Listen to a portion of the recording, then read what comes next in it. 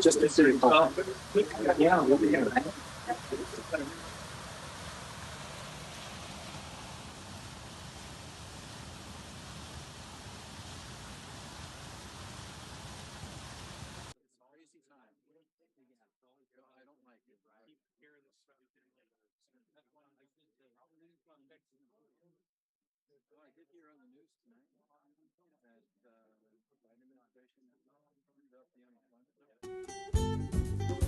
Yuba-Sutter.live's local government live streams are presented by Plumas Lake Self-Storage in Plumas Lake, where lifelong local residents are helping other residents keep things safe, providing indoor storage units, outdoor RV and vehicle parking,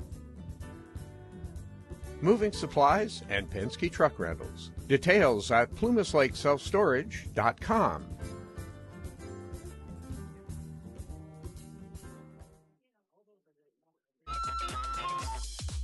Skip's Marysville Music Cafe, with lessons, in person and personalized.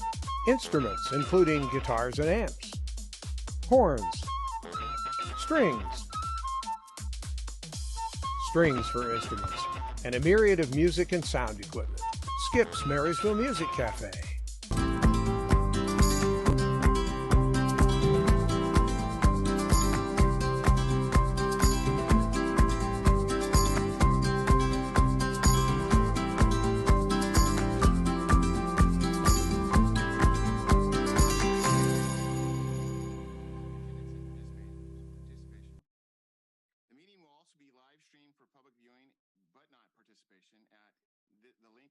Identified in the agenda. Emailed, comments sent and received by the city clerk at least 24 hours before the meeting were distributed to the city council prior to the meeting. Can I have roll call, please? Mayor Kirchner. Present. Vice Mayor Harris. Councilmember Boomgarden. Here. Councilmember Pasquale. Here. Councilmember Shaw. Here. Thank you for that. This evening, we are blessed with having Pastor Greg Masur. Did I pronounce that right? Manser. He will be doing the invocation, followed by the Pledge of Allegiance, led by Councilperson Pasquale. You please stand.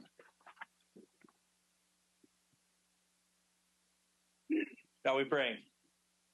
Dear Heavenly Father, as we look back on this past year, we thank you for your many blessings in 2022. Every year brings with it a unique set of challenges and trials, but there are also joys, surprises, and wonders we could never have imagined. We praise you for every moment that contributed to our growth and understanding, and we look forward to your leading in the new year to come. We are so grateful, Lord, for Yuba City, not just the place where we live, but the place we call home. I thank you for these council members, their families, their staffs, and for all who serve our city so faithfully. Grant them your wisdom as they deliberate and decide the matters before them. May their first aim always be to the people who have called upon them to serve. As we view the fractured landscape of today's political discourse, may you guide these men in truth and compassion. Watch over our law enforcement community, our first responders, and all those who serve on the front lines on our behalf. Protect them and protect their families. Grant our educators a well-deserved rest this holiday season, and thank you for the investment they are making in the lives of our young people. Bless the nonprofits and churches and pastors who are seeking to make a difference in our community, ministering to the heart and the soul of every citizen. As we approach the day we celebrate the birth of your Son, Jesus, may our hearts be filled with the joy that comes in knowing a Savior has been born. It is indeed good news for all the people. May we walk in your light and in your love in this season and in all seasons. Please bless this evening. Please bless this meeting. Please bless this council. I pray in Jesus' name. Amen.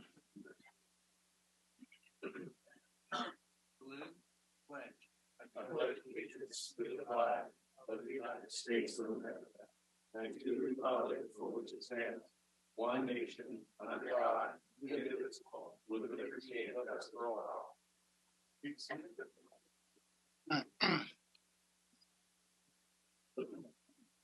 Do we have any agenda modifications? Seeing none, we're going to move to public communication. Parents of interested citizens, you are welcome and encouraged to participate in this meeting. Public comment is taken on action items appearing on the consent calendar or business items on the agenda when they are called. Public comment on any other items within the scope of the city's jurisdiction, including items not listed on the agenda, will be considered at this time. Public comment is limited to 3 minutes per speaker. Members of the public submitted written requests at least 24 hours prior to the meeting will be allotted 5 minutes to comment per speaker. Repetitive comments may be limited, and large groups are encouraged to select representatives to express their opinion of the group. Do we have any additional comments from the public? Any comments from the public? Okay. Seeing none, we're going to move on to the consent calendar. All matters listed under the consent calendar are considered to be routine and can be enacted in one motion. There will be no separate discussion of these items prior to that time. The council votes on the motion unless members of the city council request specific items to be discussed or removed from the consent calendar for individual actions.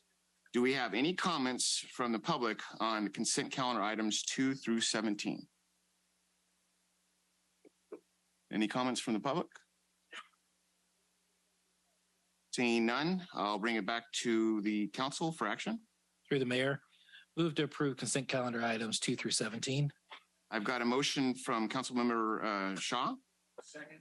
And a second from Councilmember Pasquale. All those in favor say aye. Aye. All those opposed say nay. Ayes have it.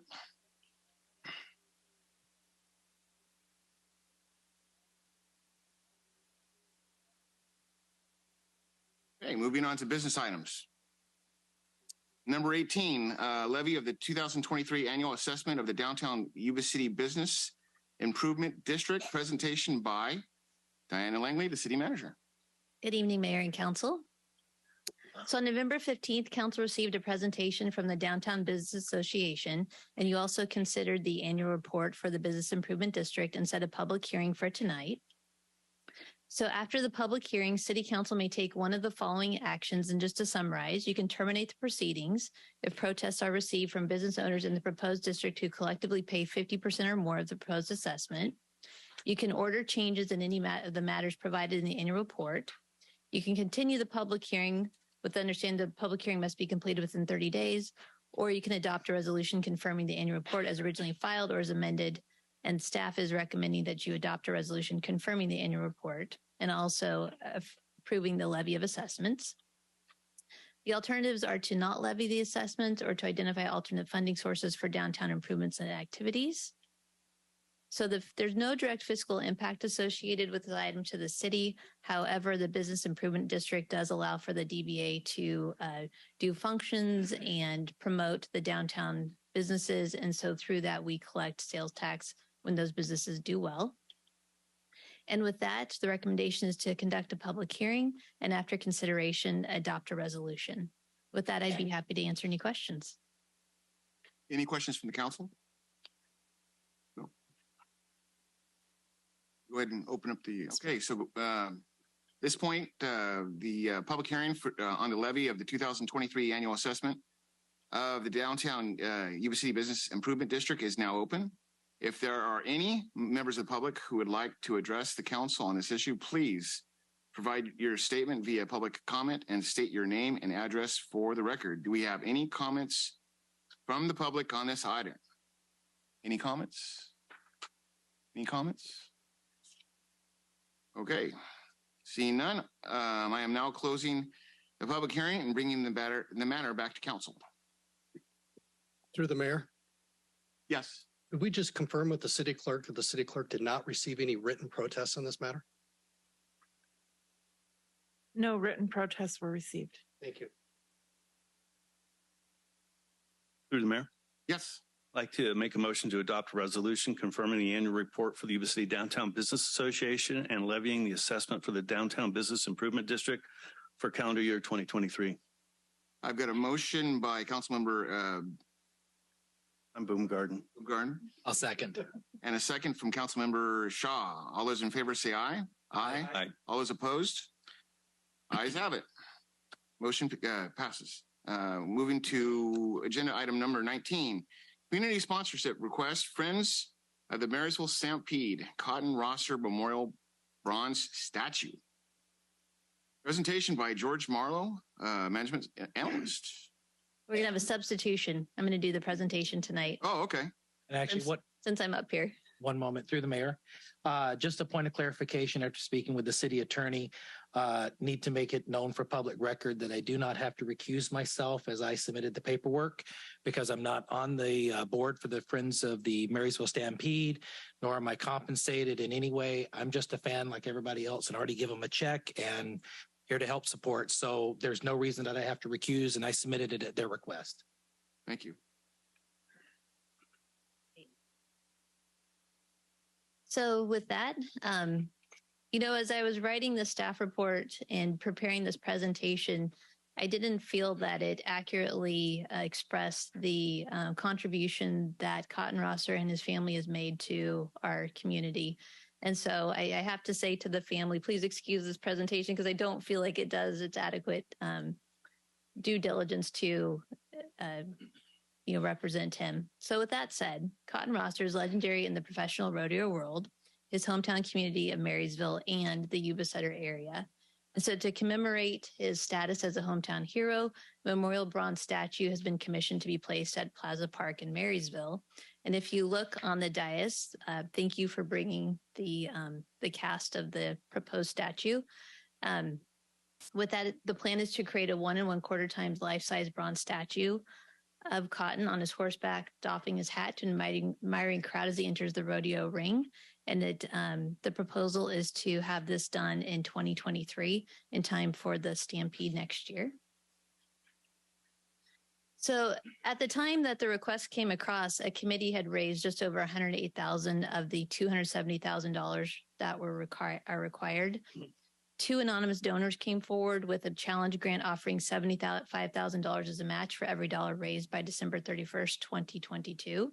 So the city received a request from the Friends of the Marysville Stampede to consider a $5,000 donation to the statue. The question would be, Cotton Rosser is from Marysville. Why is the city of Yuba City considering a contribution to this statue?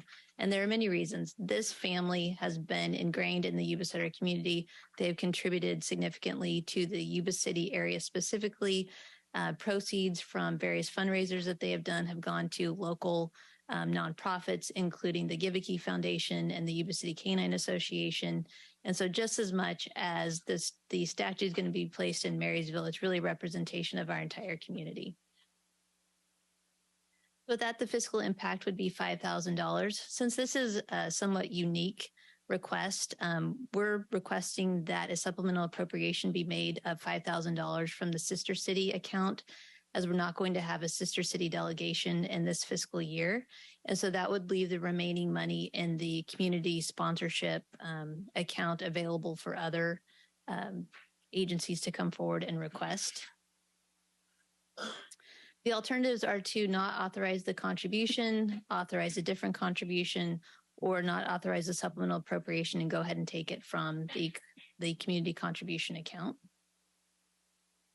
And the recommendation is to consider the sponsorship request from the Friends of the Marysville Stampede and adopt a resolution and authorize the finance director to make a supplemental appropriation. And with that, I know that Catherine Rosser is in the audience tonight. And if you would like to say a few words about the statue, we'd really appreciate it.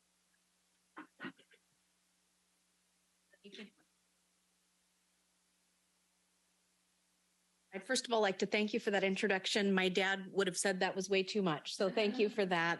And thank you to the council, first of all, for even considering this support of this project.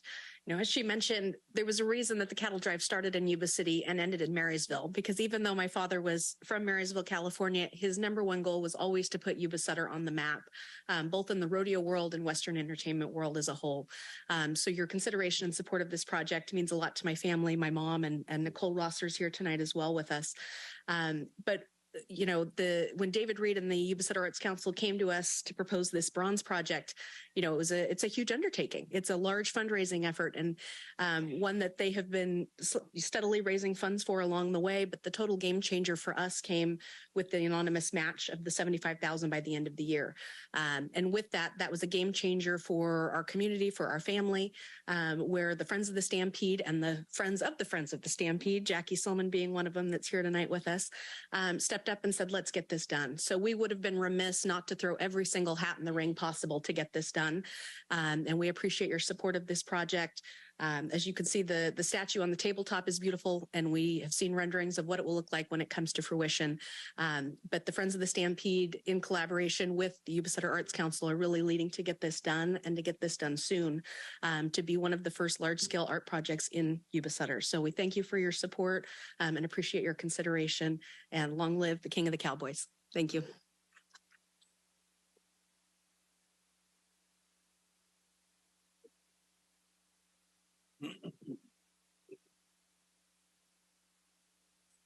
So do we have any comments from the public on this item? Any comments?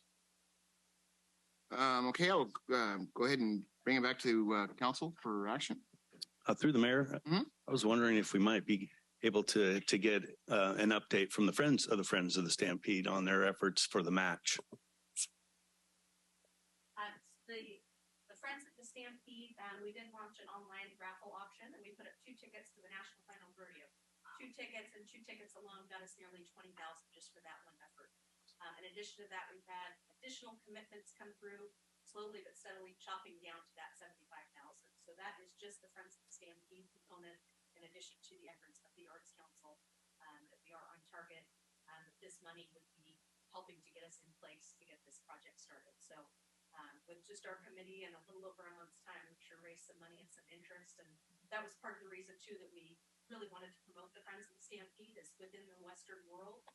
Cowboys and the Friends of the Stampede is a little bit more of appeal. Cowboys and artists are a little bit different. We're all going to the same cause. But because of that, we really get some additional traction within the Western world just within a short month's time. I appreciate that. Thank you. Through the mayor. Yes. How much money are we trying to get to?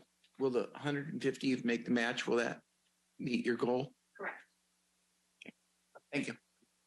All right. Through the mayor, I just have a couple of comments. And for those that hadn't been around, they know that we're quick to learn that rodeo is near and dear to my heart. And this family right here is a legend. And we have, pardon the inference and the French here, but we have a hell of an asset in our community.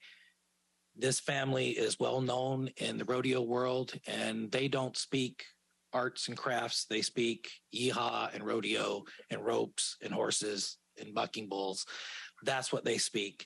The outpouring has been phenomenal. And I just want to say thank you guys for, when the match came up, taking the bull by the horn and getting this thing across the line. Because as you know, our family is in the rodeo business as well, and reached out, and the pouring out that came out from all the rodeo committees across the Western U.S., it's like everybody wanted to be a part of this, which is great, because the Rosser family and Cotton are, like I said, they're legends, and they're living legends. But they're our living legends and our family here. So I think that's why it's much more important that we step up as a community and be a part of this, because we can't have something just a part of our community that gets funded by people all over the world. It's got to be part of us. So, you know where I stand. I'm the one who turned in the paperwork and signed it for you. So I think what Mark was trying to get at is earlier is the 5,000 going to keep you guys right on track and good? Okay. Then through the mayor, if everybody's done with comments, I would like to make the motion that we approve the $5,000 award to the Friends of the Marysville Stampede for the bronze, and that we do the allocation as presented tonight in the presentation. I have a motion from Councilmember Shaw. Second. And I've got a second from Councilmember Boomgarden.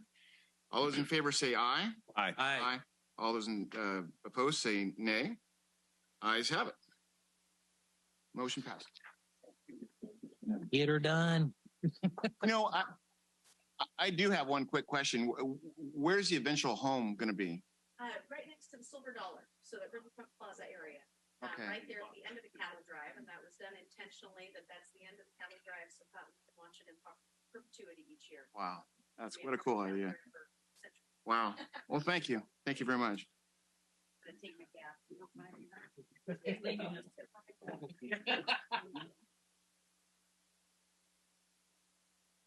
For you now.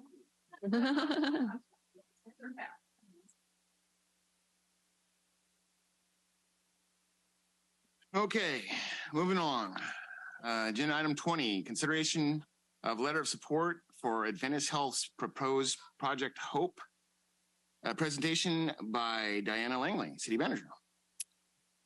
So, for background, the former Fremont Hospital site located on Plumas Street north of Highway 20 is owned by Adventist Health and Rideout and has not been in operation since 2017. And I have to say, in terms of questions from the public, this is probably one of the questions that council gets asked the most. What is going to happen to the old hospital site? So it's very exciting to have a proposal from Adventist here. And so here's the location. Here's the old hospital. Here's the tower building. So if you're looking at from the street, here's the old hospital and the tower building. In addition, Adventist owns these vacant properties to the west, and then their former administration office is right here. So they're proposing a medical campus called Project Hope, which would provide medically necessary services to the most vulnerable populations. As I mentioned, Ashton Phillips, the System Director for Adventist Health, is here tonight to provide more specifics related to the project, and she has prepared a presentation. So with that, Sierra, could you please pull up Ashton's presentation? And the request of council tonight is a letter of support, and Ashton can go into a little bit more detail. They're applying for grants, and so they're requesting a letter of support from City Council. All right, Ashton.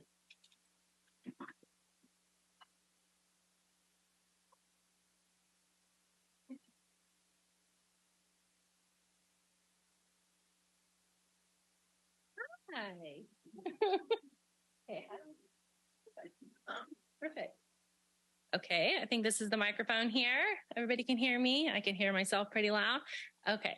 So hello, everybody. Thank you so much. I'm going to get a little bit emotional.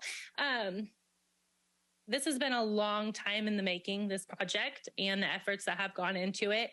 And so I just want to thank everybody who's here today to listen. I appreciate the time and the consideration. So I just want to say thank you. We'll kick it off here. So I wanted to start today and just let you know that we are here today in partnership with several partners, the Sutter and Yuba Health and Human Services, Sutter Yuba Behavioral Health, Sutter Yuba Homeless Consortium, our managed care plans, Anthem, California Health and Wellness, and countless community partners, such as law enforcement, the Salvation Army, our healthcare providers here locally. And today we want to present to you a project of hope. I have to click a button and change a page, so bear with me here.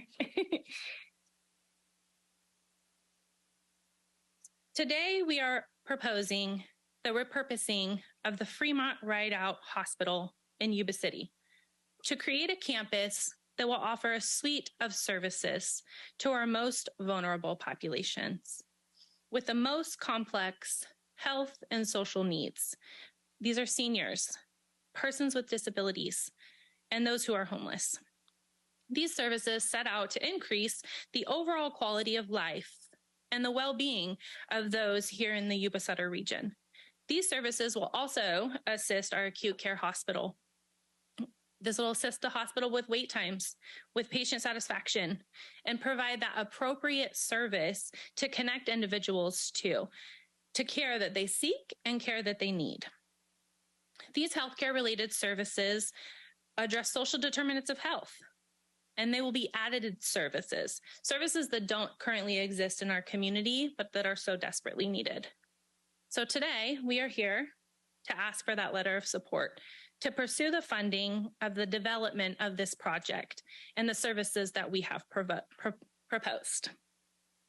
While we know many additional conversations with the community and others will need to occur around the services that could be offered at this site, we wanted to take the first step and address that here with you tonight.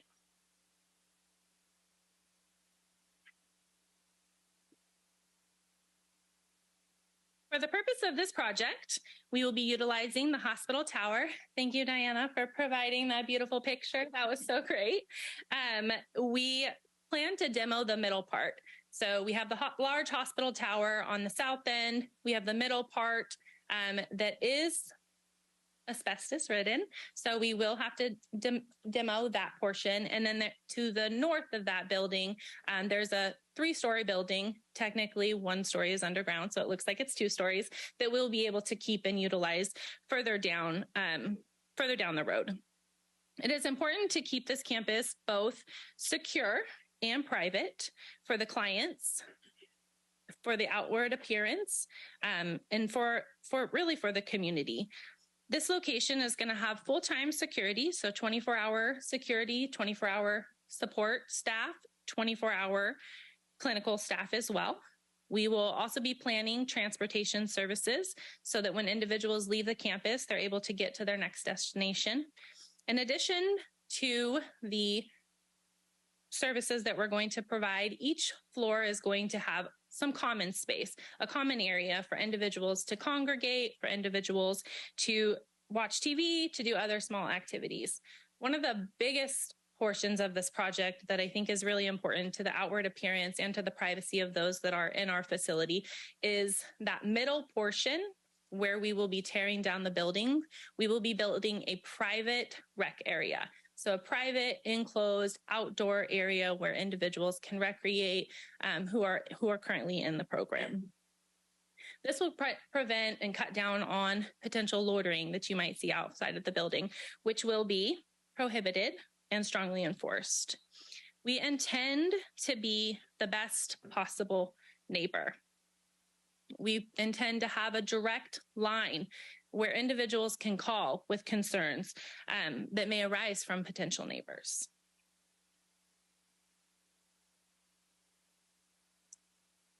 So in addition to all of the proposed services that we have here, the medical recuperative care, the short-term post-hospitalization housing, Adventist Health, Health and Human Services, and Behavioral Health are all working together to define and craft the behavioral health services offered on this campus. We have multiple upcoming meetings to further define the proposed services and to create an increased access to those behavioral health services that really we desperately need in our community. For example, Adventist Health sees an average of 200 individuals experiencing behavioral health crisis in the emergency room every single month. I know that you can look at these services and think all homelessness, but this campus sets out to serve far more than just those individuals that are experiencing homelessness. In Sutter County alone, there's 46,000 individuals that have Medi-Cal as their insurance provider. These are seniors. These are individuals with disabilities and who have limited income. This campus will serve those individuals as well and bring healthcare infrastructure to Sutter County that can grow and develop much needed services that we do not currently have. We aim to serve individuals that have been pulled over for a DUI, who would typically be brought to jail or to the emergency room. But instead, they will be sent to safely sober in our facility that will have resources and peer navigators to help engage that person, to provide support towards treatment. The campus will also be for example, your grandmother who lives alone, who has no additional support in her home, but still needs time to recuperate and to recover from potentially a surgery that she had in the hospital. Not quite ready to discharge home, doesn't quite qualify for a skilled nursing facility, but needs a place to go, a place to recuperate that has services. This campus will serve that community. Individuals that will be utilizing the services on this campus will be the individuals that are our residents, that are currently utilizing our hospital, utilizing our emergency room, possibly not having a place to transition to. For example, someone who needs sobering does not need care from a level 3 trauma center. Supportive services highlighted here are meant to provide the highest level of support for our program participants. We intend to provide the highest level of wraparound care and enhanced care management. Our staffing structure will include more than just medical health professionals. It'll include social workers, case managers, peer navigators, such as a substance use navigator, as well as housing navigators. All of these services are extremely important to the success of the client in transitioning out of the facility and landing in a better place than they first arrived.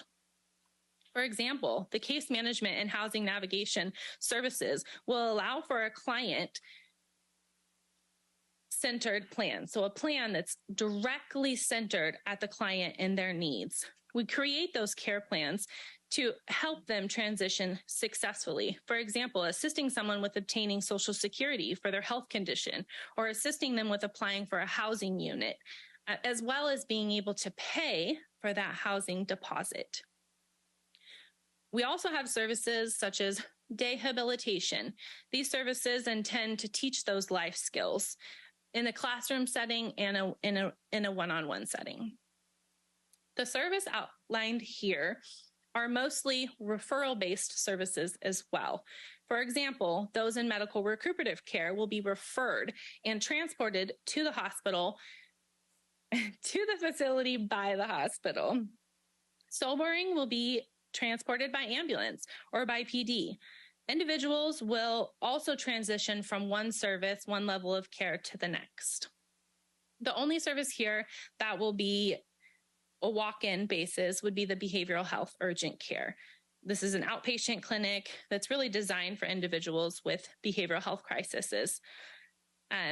So I wanted to bring attention to that specifically because it does cut down on that foot traffic. There's not going to be people walking in and out referring themselves to these types of services. I also want to bring attention to the Overnight Wellness Recovery Center. This portion is defined by one of the grants that we're looking to apply for as providing respite type shelter in a home-like setting. This is temporary housing shelter. This is a component that is designed to serve individuals who may not qualify for medical recuperative care, who may not qualify for short-term post-hospitalization housing, or perhaps they have exhausted those resources in their days in these programs, but they still require the support in the facility. They could discharge from the hospital, someone who maybe doesn't have a managed Medi-Cal, but still requires these services. Maybe they have significant mobility impairments and are not able to go to one of our shelters here locally. Potentially they need oxygen and are not able to go to one of the shelters here locally. To give an idea of what we are currently experiencing in our hospital, right now we have 4 patients who have been in the hospital over 100 days. One of those individuals being in the hospital for 197 days. We have 5 additional patients who are nearing that 100-day mark. We currently have 32 individuals who have been in the hospital for more than 15 days. So that's 15 all the way up to that 65 number. And this campus could really assist in the transition of those individuals to an appropriate level of care, freeing up those hospital beds and getting folks to the location that is really going to meet their need and address their social needs as well. This project is no easy build. We are envisioning some pretty big, significant services here, which come with pretty significant infrastructure costs. You guys have all drove by that building. I'm sure you know how large it is, and you know the amount of work that it's going to take to get that building to provide any level of service. This type of braided funding that we have up here is really going to be a once in a lifetime kind of funding. Funding is really meant to change lives, to make the biggest impact. I sincerely feel that we are all called in our life to do something, to take action, and to make a difference. And I do believe that this project is our calling. You can see all the different braided fundings up here that we are looking at. Behavioral health funding, PATH funding through CalAIM, significant funding through partner agencies as well. So CMSP is a county medical service program. So we're looking to partner with our different agencies to ensure that a program like this can come to fruition. And then when we talk about sustainability, almost all of the programs and elements of the programs and the supportive services that I have talked about today are going to be billable and reimbursable.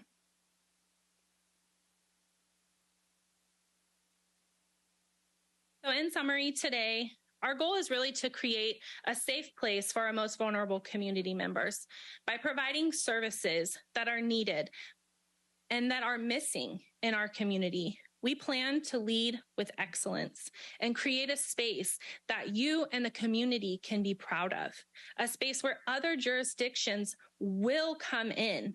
They will ask us about our design. They will ask us about the services. They will ask us about the concept and really seek to understand how this level of collaboration was able to come together to do something so special. A program that really is going to change the lives of so many of our community members.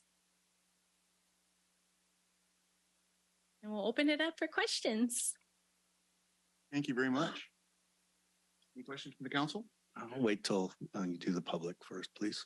We do have a speaker card. Mr. Johnny Burke.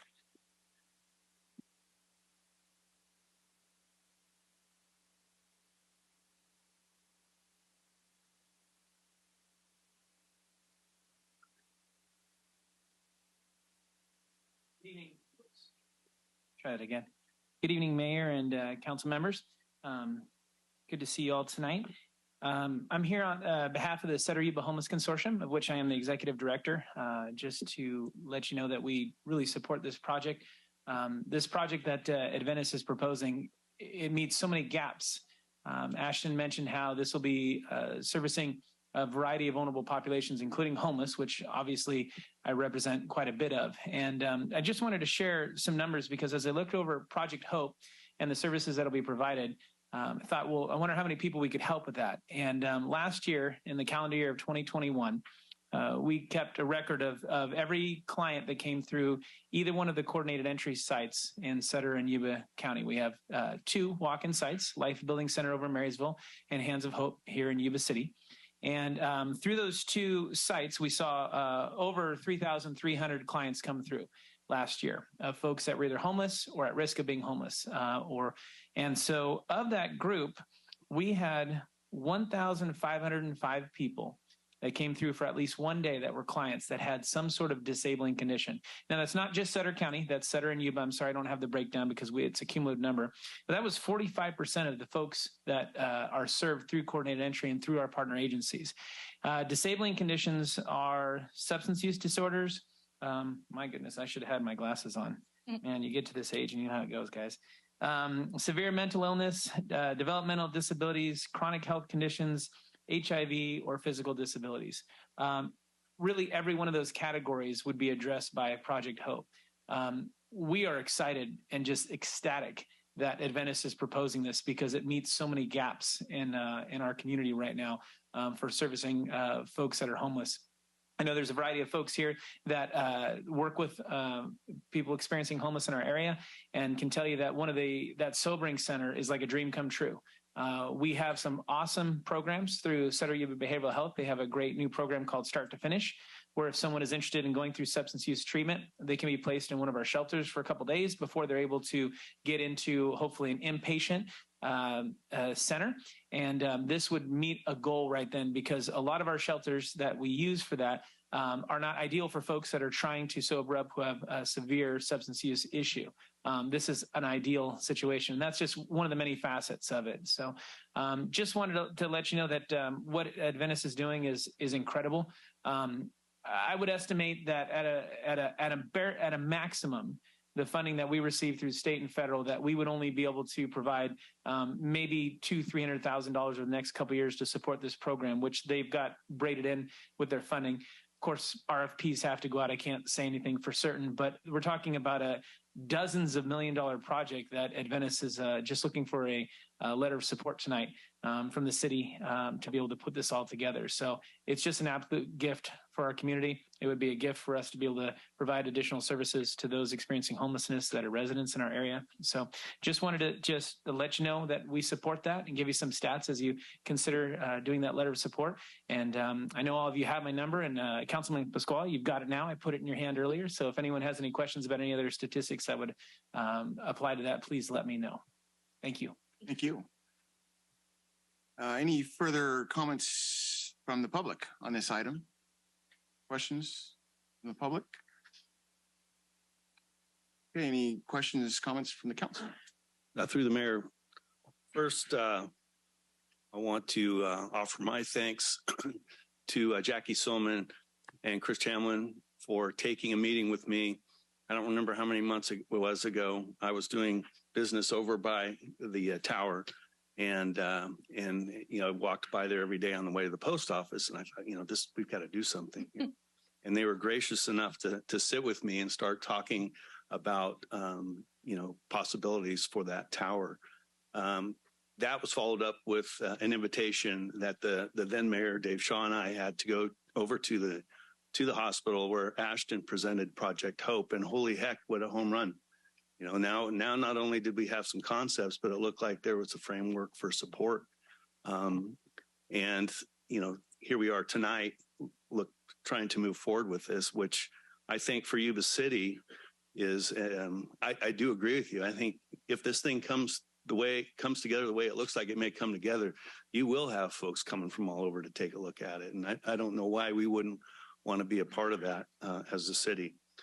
I do want to share, unfortunately, my mom has been a customer of the ER over the last 2 or 3 weeks. And just to see the number of people in the hospital. So I appreciate the comments by Mr. Burke, but there is this other stuff that's going on, you know, this recuperative care and all these things that can take some of the load off the hospital in a myriad of different things that are going on that this project brings to our community. And to me, that, you know, that again, that's like hitting for the cycle in baseball. You're Mr. Burke knows what I'm talking about. You know, you're doing all the things that we need to do. You know, near and dear to me right now, and those folks that are on the senior commission have heard me say this before. We got a big problem with seniors and vets and homelessness right now. We've got a problem with homelessness, period. So does the state, and so does the nation.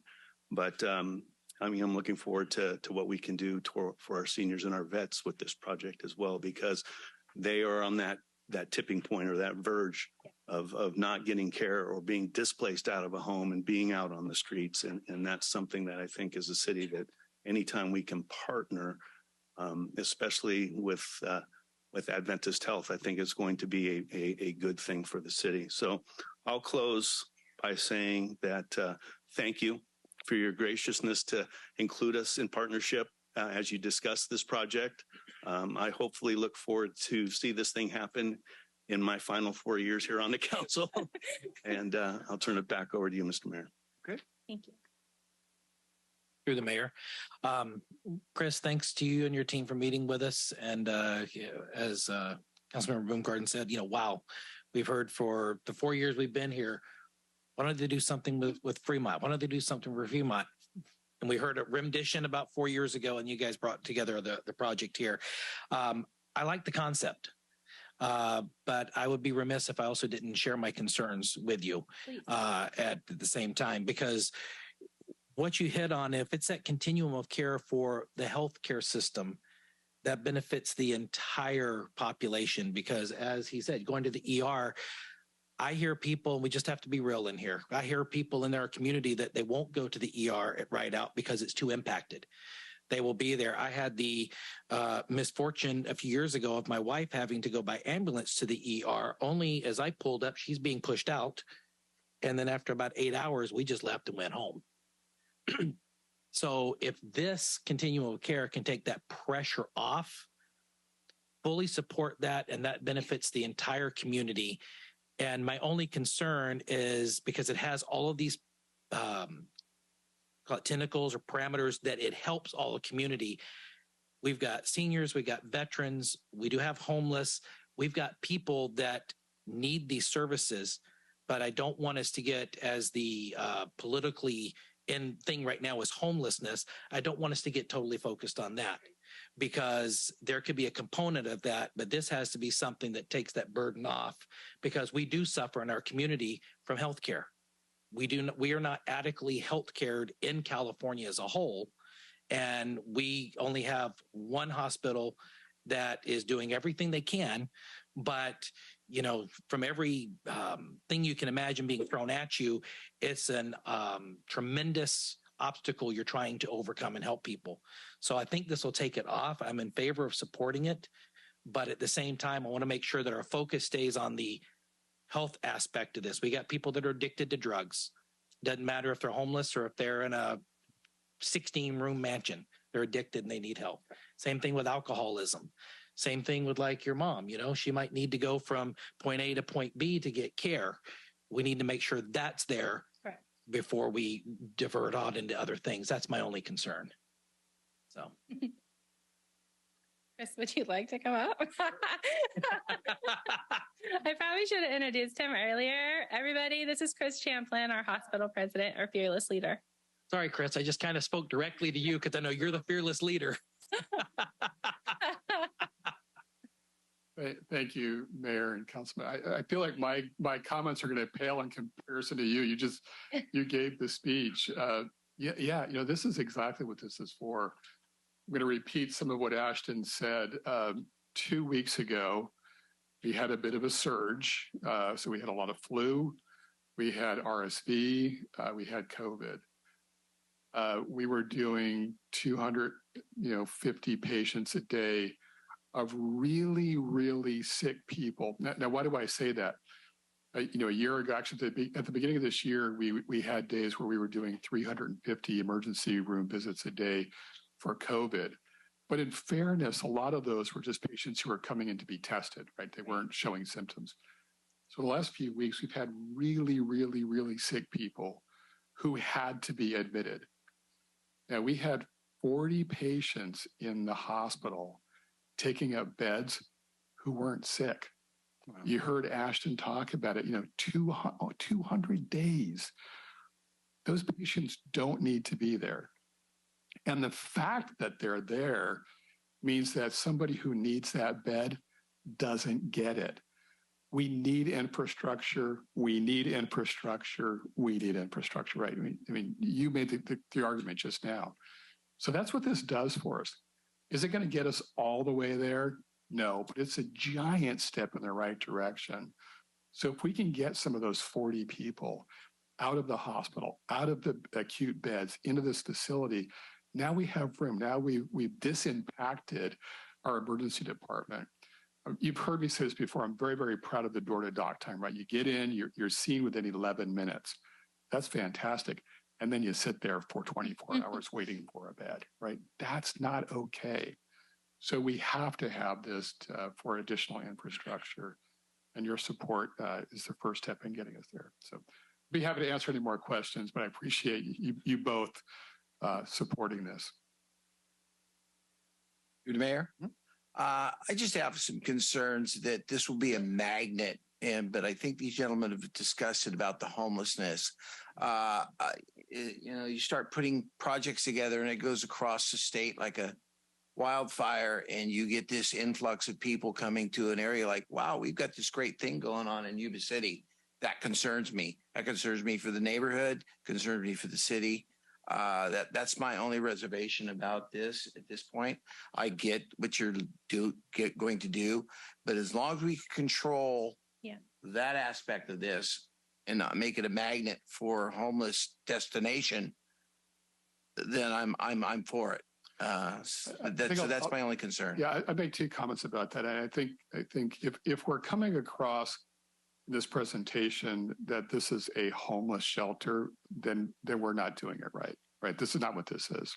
You heard about the recuperative care, right? The transitional care, getting those patients who are not sick but living in the hospital out.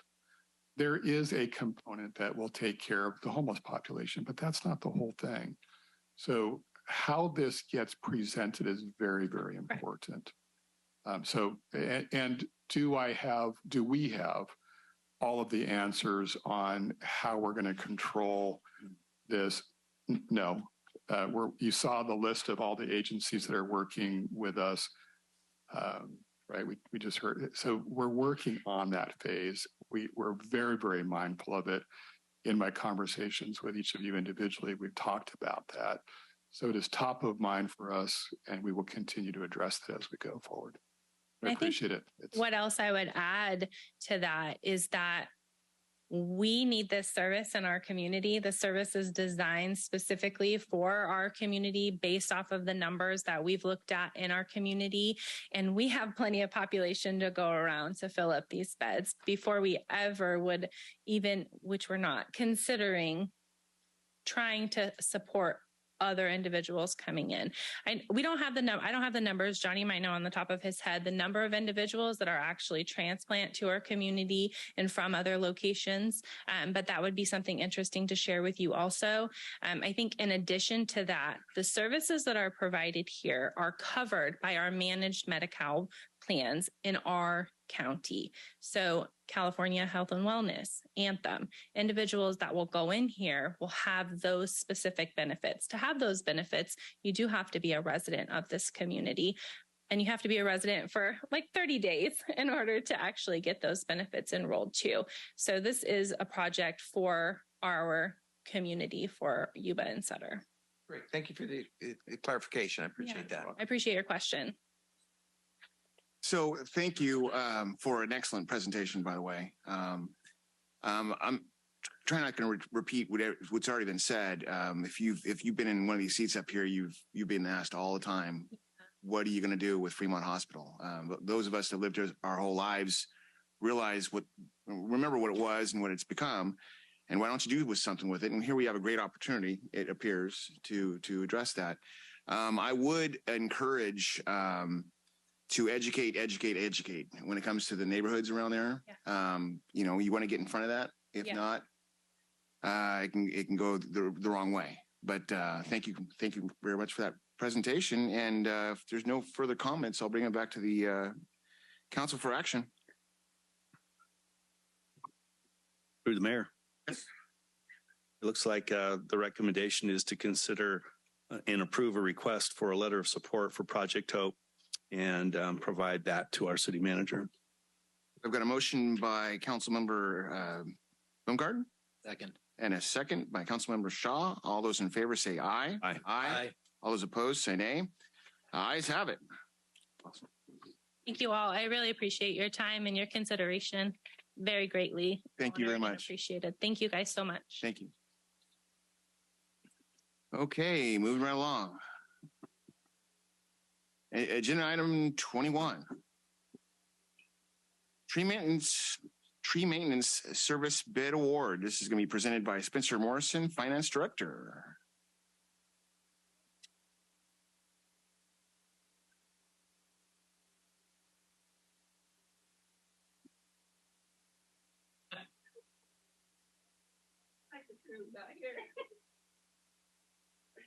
Thank you everybody so much.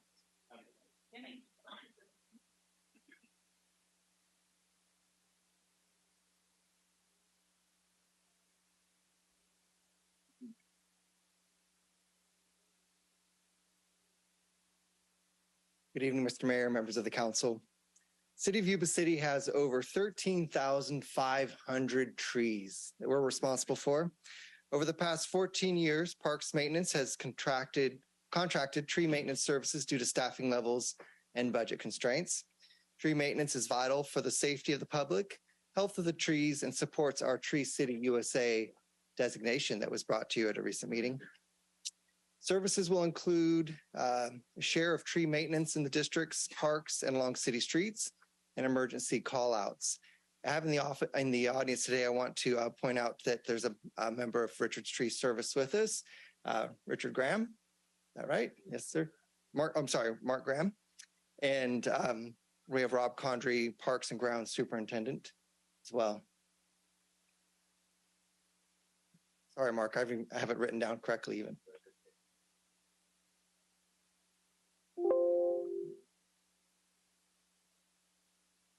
The city doesn't have the staff available to maintain all 13,500 trees. So Parks Maintenance and Finance staff collaborated on an RFP, request for proposal, for tree maintenance services to ensure the city is receiving the best service at the best price. The initial term of the contract will be for 1 year with the option of 2 one-year extensions at the city's request. That'll actually be at the under the direction of the city manager. And future extensions, amendments, and cost changes are to be approved again by the city manager. Finance informed 5 known vendors of the bid notice. We reached out to vendors in the region. We also published 2 legal notices in the Appeal Democrat. 6 bids were received by the city at the time of the bid opening. 3 staff members independently evaluated each proposal on the following criteria. As you can see, it's cost, compliance with the RFP, capability, experience and qualifications, and references. The respondents are scored and ranked here. You can see that the Richards Tree Service ranked number 1. We did have some other regional service as well, including another Yuba City based company called Yellow Tree.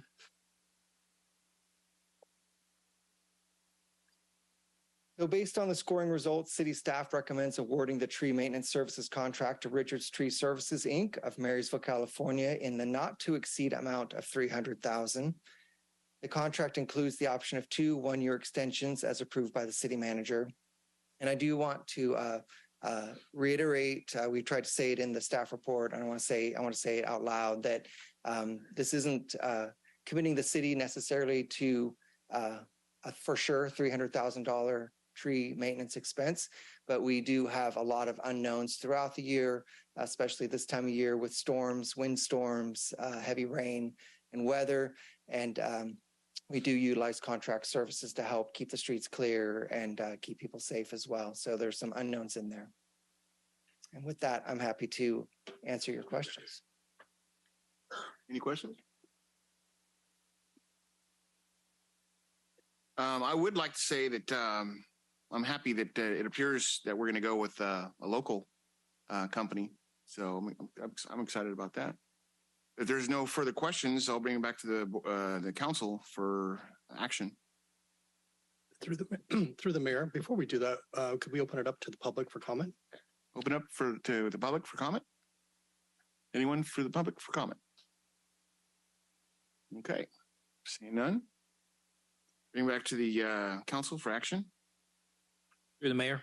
Yes. I move that we adopt a resolution awarding a contract for Richards Tree Service, Inc. of Yuba City, California, in an amount not to exceed $300,000 for 1 year for tree maintenance service with an option of 2 one-year extensions, and authorize the city manager to execute the contract amendments and extensions with the findings in the best interest of the city.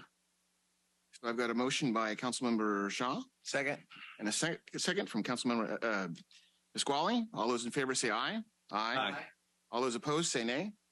The ayes have it. Motion carries.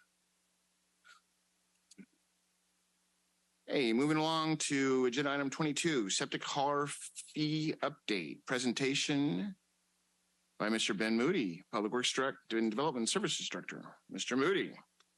Good evening. We're slipping off here. All right, good evening, Mayor, members of the council. So the item before you, as titled, is really in regard to reviewing our septic hauler rates and just looking at that to see where we're at and if it's time to update them to be competitive. And so I'll walk you through a few slides here to give the background and a proposal. So the water treatment facility, the wastewater treatment facility provides septic dumping location for commercial septic haulers. So your Roto-Rooter, gosh, I'm just drawing a blank on, we have a a local guy that's right across the street there. Fletcher's Plumbing.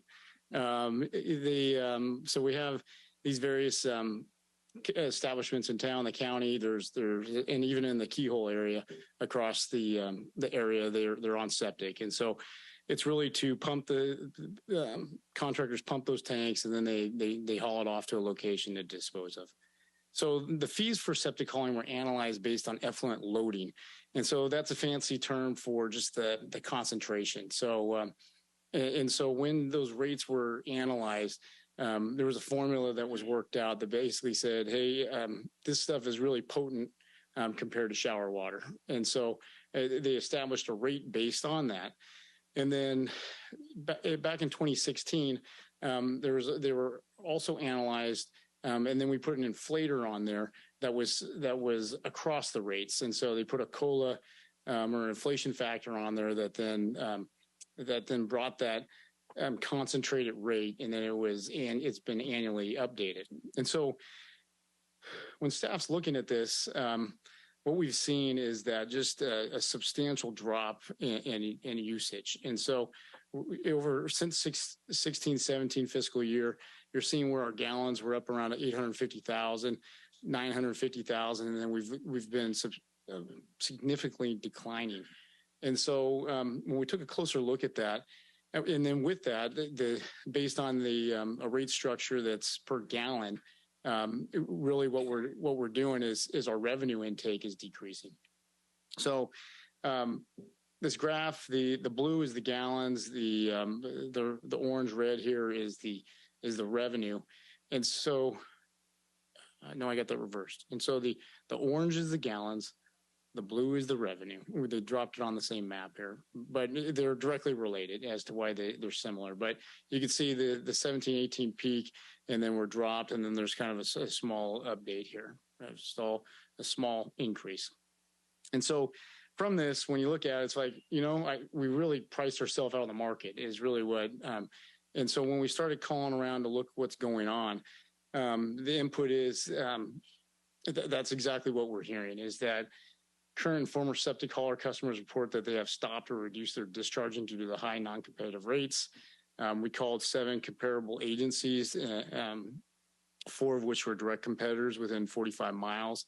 And what we really found is that as of fiscal year 22-23, as of July 1st, with the planned increase, we're going to be 80% out compared to that median average. And so with that, here's a quick overview of some of the rates. And so you see right now we're headed towards 48 cents per gallon as of July 1st, based on this inflation factor, where you really have Butte County in some of these SAC regional facilities, 5 cents, 12 cents, 21 cents, with the median being 8.5. And so really the 10 cents, it's not a fancy calculated number. It is really what this number is, hey, the median's 8.5. Yolo County, Butte County, where it's competition is 12 to 21. I'm looking at this number and say, hey, let's make it 10 cents, and then give me some time as I do a rate study and a full depth analysis to bring me back in line with where we need to be. And so there's some flexibility in this tonight. And so definitely when you may have a consideration, if you want to look at those numbers, it's definitely an option, but there's no magic to the 10 cents on how I landed there. It's just a nice round number, and it's within near the median, and it doesn't adjust with the inflation factor. So if I set it at the median 8.5 cents, I wouldn't come back in July and then bump it up another 8%. I'm just saying 10%, hold that number until we do a utility rate study next year. With that, we also looked at the fees. And so when they come in, they have to do an application, contact information, provide insurance for dumping. And the fees with that inflation factor, we think in the structure has just got out of whack, where you could see the annual renewal is $545, which is more than the initial application, the $250. And so we're just saying, hey, we called these other agencies. A lot of them don't have an application fee. We do feel that there is some value in that, making sure we get the insurance and a little bit of staff time that deals with that. But let's bring it back into what we consider the time spent on that is. So with that, going forward, we would definitely have outreach that if we move forward with this, there would be outreach to try to regain those customers, because we don't want to just drop our rates and then nobody knows that we're doing this. And so we'd reach back out to those septic haulers, try to get them to be customers again, instead of driving the 45 miles, save the gas and come to us. Also, with the future, I want to hit on that again, is that Public Works is working on reviewing our utility rates for the water and the wastewater plant this next year. And so it's with inflation, with cost for power, with cost for labor. But this would be a component of that utility rate study, just to see where those rates need to be, and then putting in the consideration that we can look at it there as far as, hey, are we looking at just based on loading versus some other criteria that we could kind of keep it in line with a regional standard. So with that, tonight I'm requesting that you adopt a resolution amending the schedule of fees and charges for the city services to update the fees for septic waste disposal for fiscal years 22-23 and 23-24 to the below Proposition 218 approved limits. So as presented in the staff report, and I'm happy to answer any questions. Okay, do we have any comments from the public on this item? Any comments from the public? Okay, I'll bring it to the council. I have a quick question through the mayor. And I should have asked this earlier, so I apologize. Where are they going now from around here if they're not using us? You know, when I talked to Adam Fletcher with Fletcher's Plumbing, a lot of them are going to Butte County. Okay. And then I didn't talk to Roto-Rooter. I'd have to ask my analyst about that, but I think the 4 within 45 miles was the Sac Regional Plant, Butte County, and then Yolo County. I doubt they're going to Bakersfield, but that is a comparison. Okay. Appreciate that. Thanks. Through the mayor. Director Moody, did you do a model of, if you go back to the old volumes that we were getting of waste to the new cost, to the new price that you're going to charge? Did you do any kind of a study like that? I mean, are we going to get, because of volume, are we going to get back to numbers that are the revenue? You know, they did. And so, I mean, if depending on which volume, you know, I don't think we're going to go right back to 950 gallons, 950,000 gallons, but we're thinking that we could increase it and be making $150,000 more than we are now. We get back up to the $300,000 until we really analyze and look at it. But there's awfully some projections on how fast we could get the customers to come back. And with an understanding that we might have, because we're lowering the rate and not increasing the volume. And so I don't want to, definitely the outreach is a key component, because I don't want to now make less. But I think we've just priced ourselves out of the market and we got to get back. Any other questions? Okay, bring it back to the council for action. All right, through the mayor. Yes. Let's adopt a resolution amending the schedule of fees and charges for the city services to update the fees for septic waste disposal for fiscal years 22-23 and 23-24 to below the Prop 218 approved limits. Got a motion by Councilmember Shaw. Second. And a second from Councilmember Pasquale. All those in favor say aye. Aye. Aye. All those opposed say nay. Ayes have it. Motion carries. Thank you. Thank you, Mr. Moody. I guess I have the next presentation, right? So, as a newly minted mayor, one of the first responsibilities you have is to make the assignments for the boards and commissions for the council. And a lot of, hopefully a lot of thought went into this. I think they did. You need to look at continuity is important, and who's got the best experience and the best fits. And so we're looking at the current proposed boards and commissions assignments on the board up there. Do we have any comments on the public from this item?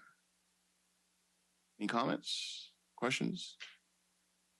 Well, seeing none, I'll bring it back to the council. Through the mayor? Yeah. Approve this. I'd like to make a motion to approve the city council assignments to regional boards and committees for the calendar year of 2023. I've got a motion by Councilmember Baumgarten. I'll second. And a second from Councilmember Shaw. All those in favor say aye. Aye. All those opposed say nay. Ayes have it. Motion is approved. Moving along, future agenda items. This is an opportunity to discuss with the city manager about items to come up to date in a meeting this evening that you would like to have brought back to the council at a later date. Do we have any members, any comments from the public? No. Okay. Moving right along. Reports and communications. The following reports and communication items are provided for the council's information. No action can be taken on items under this section unless the council agrees to include it on a subsequent agenda. We will start with the city manager's report. All right, thank you. First of all, I would like to recognize Chief Baker as he graduated from the 284th FBI Academy. That was 12 weeks away from his family, immersed in the FBI Academy. And it's quite the accomplishment to even get accepted into the program, and then to graduate from the program is exceptional. So congratulations to Chief Baker. We have City Hall closure starting next Monday, so December 26th through January 2nd. We do not have a council meeting on January 3rd. Our next council meeting will be January 17th. We also have a council strategic planning / goal setting session scheduled for January 26th all day at the Harvest Room. And I want to talk about the holiday truck parade, which we just completed. This is an idea that Chief Alexander, who I believe is on Teams, brought forward this concept of running a fire engine through town to, bring holiday cheer. And it expanded into a truck parade. And Sierra's got a presentation up right now that shows some of the pictures from the parade. And then also there were a significant amount of staff members that volunteered time and participated to decorate. And it was very rewarding to be a part of it and well received by the community. So I want to thank council for supporting this concept and supporting this parade. I want to thank Shannon and his firm because they provided a monetary contribution to the parade as well.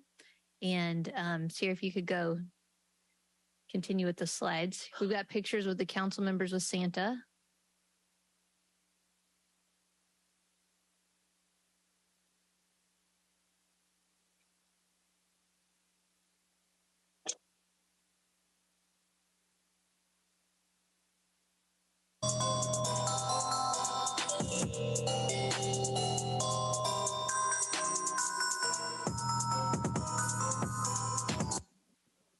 So thank you very much for supporting this. And it just shows how the employees come together as a team. They really embrace this project, and the creativity was amazing. And the feedback and the embracing of the event was great from the public. So thank you, and happy holidays to everybody. Thank you for that. Moving to City Council reports. We're going to begin with Councilmember Baumgarten. Thank you, Mayor. Normally my reports are short. This one's going to be a little bit longer. I'll start with congratulations to Chief Baker. Sacrifice of family and time and everything else, but congratulations. I know not only the stuff you learn, but the networking, I'm sure, will benefit the citizens. And thank you for taking your personal time as well to attend. And I would give a shout out, if you will, to Commander Runyon and Commander Eschman for trying to fill your shoes. They did okay. They did a good job. On the parade, wow. To staff, just a phenomenal effort. I think one of the estimates for decorating any of the vehicles was, in excess of 15 to 20 hours that they took the time to do. The outpouring of support, at least in the parade, I did District 2, seeing people out on their driveways with fire pits and heaters and, making it, a community event. We've created, or not me, staff has created memories, probably lifelong memories, and a tradition now in this city that no matter what happens, I don't think we'll be able to change it. So I think we'll be doing parades for a while now. But it was fun not only to be a participant, but it was great just to see the enthusiasm of our Yuba City employees, but the public as well. And we even turned one Grinchy person into more of a Christmassy person, and she knows who she is. I'm going to run down a few things. So over the weekend, you're probably aware that Angie Gates and her teams of So You Can were in town. This isn't just something that happens in South Yuba County, which is where it started. There was a lot of effort to provide food and presents to Yuba City residents as well. So, I want to make sure that Angie and her team understand how grateful we are that they bring that into the city of Yuba City.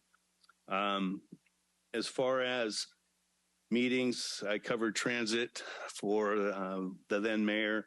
The only thing that was discussed at those meetings were some audits. I'm not going to bore you with the details. They're there if you want it. That meeting was led by, of course, our now mayor, Wade Kirchner. Regional Housing Authority, sort of, again, administrative stuff wrapping up the end of the year.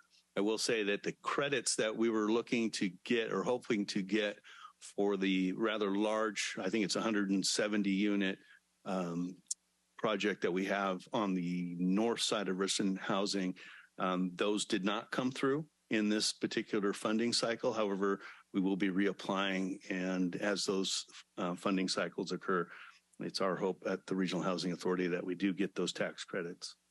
Home Key, we continue to have meetings with folks on a potential Home Key application. And something that was mentioned here a minute ago, I think it's important when we talk about projects like this that, yes, there's a homeless component, but they're also affordable housing. And, that there's a connotation of homeless that sometimes isn't what it really should be. These projects are, especially this one we're taking a look at, is affordable housing, which can take some folks certainly off the street, but it can also prevent some folks from getting on the street. So look forward to those continuing discussions. Had the opportunity to go to a police department swearing in ceremony for an officer and a dispatcher. It's always good to go to those. Handled the Christmas tree lighting down on Plumas Street. Thanks staff for coming along on that. We also had representatives from the county there that evening, and Councilperson Pasquale and I represented the city. Wreaths Across America, that's the annual recognition of our veterans who have passed in our community. Again, it's always well attended. This year we were quite a bit light on wreaths, so we weren't able to get all of those out at the Sutter Cemetery covered. I'm not sure. I think Councilman Pasquale will talk about the Yuba City effort. A lot of ribbon cuttings, which is good. There's a lot of things going on with businesses. It seemed like every night had an opportunity to go to another spot. Cookin' Pot, which reopened here about 6 months ago. Serve a fantastic clam chowder, by the way, in addition to the mess that everyone's familiar with. Then Taco Twist over in the Raleigh Shopping Center, kind of a fusion of Mexican and East Indian food together, really good. And then, of course, Turner's Outdoor store in the mall. And I'm looking forward to the future here, recognizing the Yuba-Sutter Mall, Ethan Conrad and his team, for the efforts that they're bringing to the city of Yuba City, not only in bringing in business, but the appearance of some of our brick and mortar shopping areas.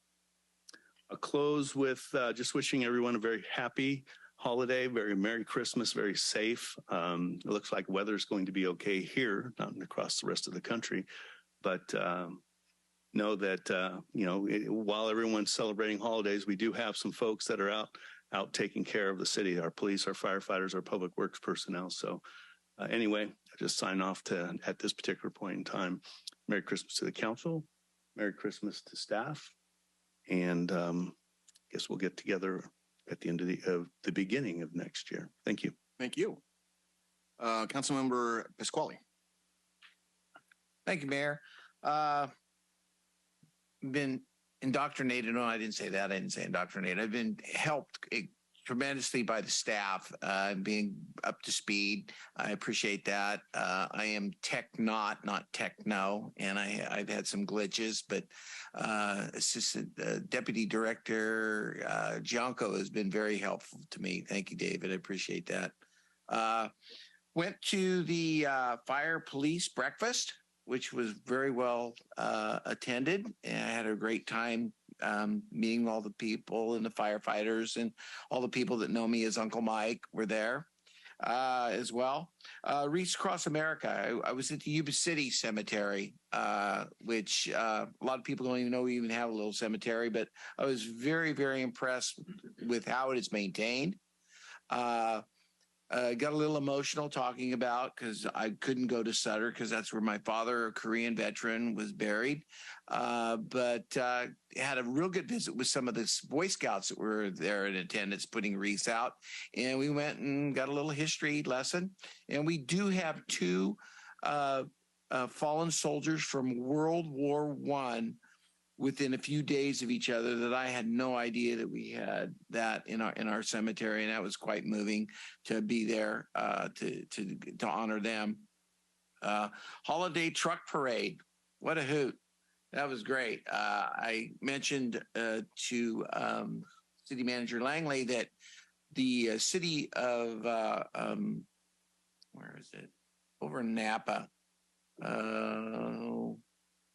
Anyway, they have a tractor parade, so we might be able to open this thing up. Means we're in an agriculture community, maybe get some tractors involved in this. But I had a really good time. The group out at Richland Housing, they just came. They were like locusts. They came from every direction when we came rolling into Richland, which was really, really fun for me. And then the rest of the time, people like Councilmember Baumgarten was saying that. On the streets everywhere. I just had a gentleman today stop me and said, "What was that went through my street?" And then on the way I went, took my son outside. I said, "Oh, that was a holiday parade." He goes, "I loved it." And I think we got a letter or email from someone thanking us for that, a citizen, which I thought was really great. So keep up the good work. Welcome back, Chief. That I know that's very grueling to go be away from your home and your family. And with that, I complete my report and Merry Christmas to everyone. Thank you. Councilmember Shaw. Thank you, Mr. Mayor. Pretty much it's all been said, but I'll recap very briefly. Got to do a lot of the ribbon cuttings before I took off out of town. Chief, congratulations. I know that's a huge accomplishment. Not much activity that I had going on this past couple of weeks because it was my anniversary, so I was out of town. So thank you, Councilmember Baumgarten and Mayor, for covering for me for my two committees. So I appreciate that, so I could go take care of home first. But I really want to focus, as everyone else has, on the Christmas parade, the truck parade. Our city team rocked it, and cannot really, it's hard to put into words what I saw out there. I got to make the last night, which was District 1. Got back in time for that. Watching people come out of their houses with huge smiles, just lit up, watching kids run and be surprised because they saw Santa and just light up with magic. That's been missing a lot lately. And it was incredible to see. But Chief Alexander, I go back to what I've said about the fire department, because I think the fire department takes the lead on this, but I'm watching all the other departments do the same thing. It wasn't just our city team, but it was our city teams and their families. I saw the families come out. So it tells you how much our team members and their family care about this community. And you guys are rock stars. And just one suggestion, and I think the Chief Alexander probably took it this year, but Whoville has a chief cheermeister. And I think, Chief, you probably would have got it. But, we'll see who gets it next year. But kudos, you guys are rock stars. And what a gift to the community. So I'll leave it at that. Wish everyone a very Merry Christmas, a Happy New Year, and we'll see you in 2023. Thank you, sir. And that leaves me. I'll try to keep this short. I'll start with mosquito. We approved the annual audit, closed session to address employee issue and approval of adjustment to a bereavement policy. Sabufka. This is kind of a big one. We're looking at Sutter Butte Basin Regional Improvement Program Levy Development Impact Fees Nexus Study and Collection Agreement approval. And what that looks like is $21 million for the region and how to come up with said money. And so stay tuned. Regional waste. We discussed the zero footprint agreement for the SB 1383 recovered organic product procurement project. And we were introduced to Mr. Scott Schultz, who is the new executive director. In transit, another audit for 21-22. And the something I found out is if you show up at these meetings, you get appointed to ad hoc committees. And guess what? So transit is looking for a new director because our friend Keith is going to retire. So I got appointed to a committee to do that. And the homelessness, I didn't say that right, did I? Yeah, thank you. Thank you, Johnny. I'm just out of it, right? Yeah. Talked about a lot of things, but my takeaway, the top 3 reasons for being homeless in this area: unable to pay rent or mortgage, substance abuse, lost job, unemployed. And a lot can be said about that. I did attend in Sacramento, down by the Capitol. I was invited to a regional roundtable listening session with California's infrastructure advisor to the governor, Antonio, and I hope I say his name right, Villagrasa. He's a former mayor of Los Angeles. And what's interesting is the mayor is doing a tour of different regions in California, specifically meeting with mayors to find out what we need in our infrastructure. And between the feds and the state, they figure they've got about 100 billion with a B out there for said projects. So we had a roundtable. We went around the room and expressed interest, needs. A lot of it was just the same stuff, failing infrastructure.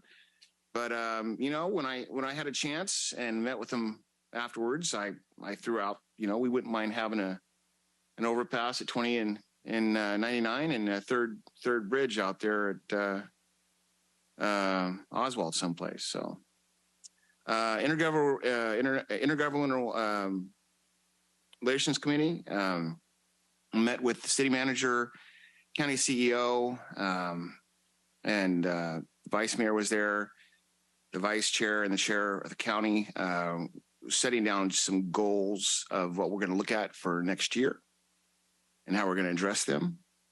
It seems like there was just an endless parade of ribbon cuttings this last month, which is, again, really exciting just to be a part of that. And it shows how resilient this community is become. And lastly, I would like to reiterate what everyone else has already said about the parade. I don't know what my expectations were when I showed up, but but I showed up out there at a station out on Lincoln for District 5 the first night. And I got cattled onto that bus, and it took a while, but I think once people figured out what we were doing, that's when they started coming out, and you saw the smiles. And it was just, and then my phone's blowing up and what's going on. And so what a neat idea. And thanks to Chief Alexander and staff for making that happen. And hopefully we can continue that as a tradition. And I would like to wish the Vice Mayor, I hope he feels better. We miss him this evening. And just to everybody else, Merry Christmas, Happy New Year. And having said that, there's nothing else. Waffle Wednesday tomorrow. We've got Waffle Wednesday tomorrow? Yep. Okay. There's nothing else. We are adjourned.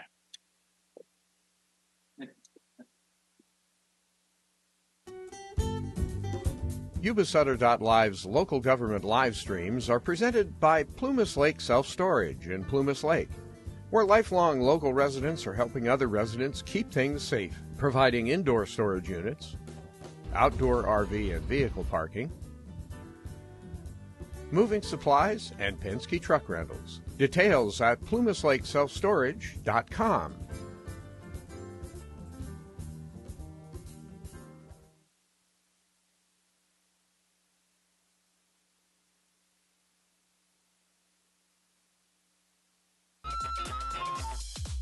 Skip's Marysville Music Cafe with lessons in person and personalized.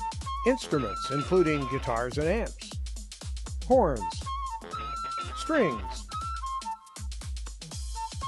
for instruments, and a myriad of music and sound equipment.